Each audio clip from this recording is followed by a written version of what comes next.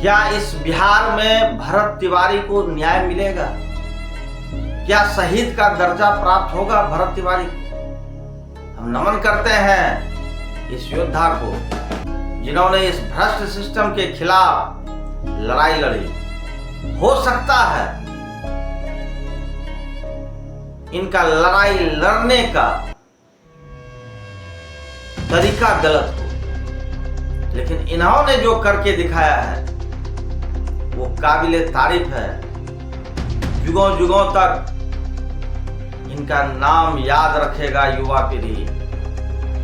इस भरत तिवारी का जिन्होंने लड़ाई अपने लिए नहीं लड़ी, अपने लिए गोली नहीं खाई पुलिस की, उस कटाव पीड़ित उस जमनिया गांव के अत्यंत पिछड़ा के लिए जो बेसहारा भटक रहे हैं, लड़ाई उसके लिए लड़ी।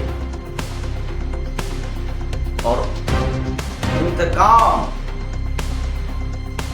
क्या हुआ? क्या मिला भरत तिवारी को? मौत।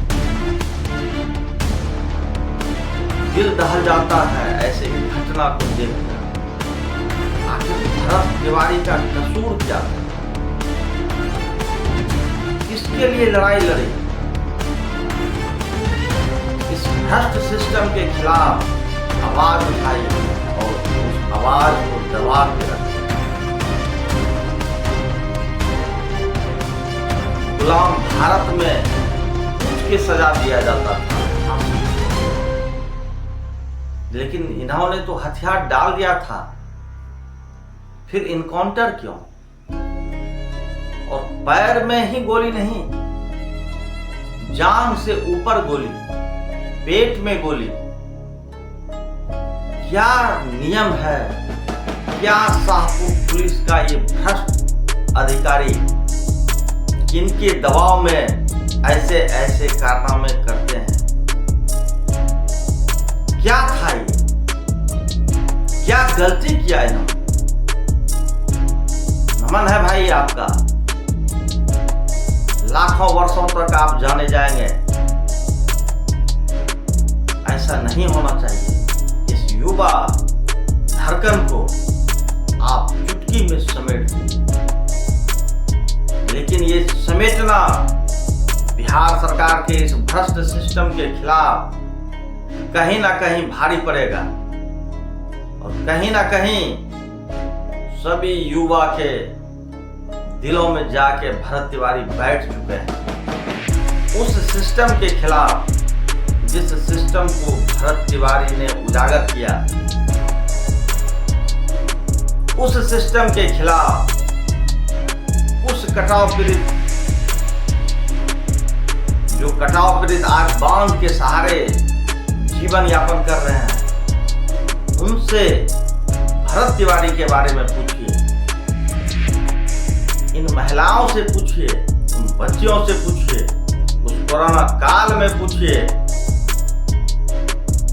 हिंदू राज स्थापित करने के लिए, हिंदू राष्ट्र स्थापित करने के लिए पैदल यात्रा, कोरोना काल में अपना शरीर दान देना, लाइव आके शहीदों की तरह बात करना, अपना शरीर इंडियन आर्मी को दान देना, क्या विक्षिप्त था भरत तिवारी? अगर विक्षिप्त था, जिस प्रकार से शाहपुर पुलिस बताया जो ये विक्षिप्त है, तो क्या विक्षिप्त को गोली मारा जाता? उस विक्षिप्त को जिन्होंने सिलेंडर कर दिया, जिन्होंने हथियार डाल दी, वीडियो में साफ साफ दिखाई पड़ता है। लाइव में वो बोल रहे हैं क्या होगा देखा जाएगा, लेकिन उन्होंने अपना पिस्टल फेंक दिया पुलिस के सामने। उसके बाद वीडियो क्लोज।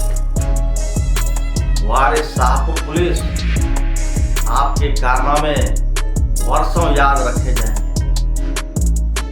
आपके कारनामे इतिहास में लिखा जाएगा।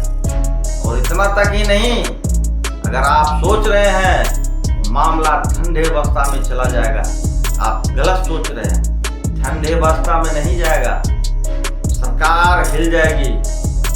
सरकार ने न्यायिक जांच का आदेश दिया है। न्यायिक जांच में देखने वाली बात होगी कौन कौन से रिटायर्ड जज इनमें आते हैं। कौन बचाएगा आपको? राजेश मालाकार जी, जिन्होंने आदेश दिया उन्होंने पत्ता झाड़ लिया आपसे। कौन बताएगा? किनसे पूछा जाएगा?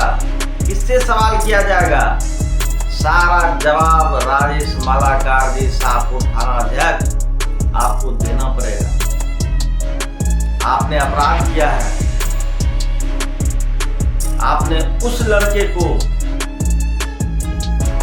मार के गिरा दिया जिन्होंने कोई अपराध आज तक नहीं किया था। किसकी सजा आपने दिया है? कौन बचाएगा अब आपको? आपके परिवार का क्या होगा? आप सोचिए। आप बंद कमरे में बैठ के सोचिएगा हमसे क्या गलती हो गई। जिसके कहने पे आपने इनकाउंटर कर दिया, क्या आपको वो बचाएगी? क्या न्यायिक जांच में उनका नाम आएगा? बहुत बड़ा प्रश्न है आपके लिए। और समाज में आपका छवि कहीं से ठीक नहीं। आपने जो अपराध किया है, एक ऐसे युवा जो राष्ट्र धर्म के लिए, हिंदू राष्ट्र के लिए पैदल यात्रा करता, कोविड काल में लोगों के बीच उनके दुख सुख में शामिल होता है, आप उसका इन्फॉर्म करते हैं। क्या वो अपराधी था? बहुत बड़ा प्रश्न है।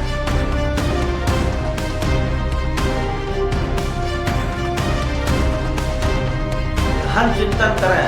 बिहार के जितने भी लोग हैं, क्या ऐसे ऐसे युवा को जिन्होंने समाज के लिए, समाज के हितों के लिए, समाज के रक्षा के लिए अपना बलिदान दिए, क्या उनको शहीद का दर्जा प्राप्त होना चाहिए?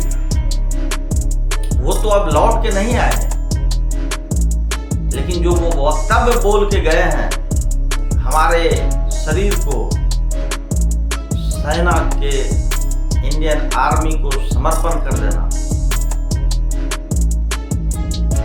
क्या ये वीडियो नहीं देखे थे प्रशासन?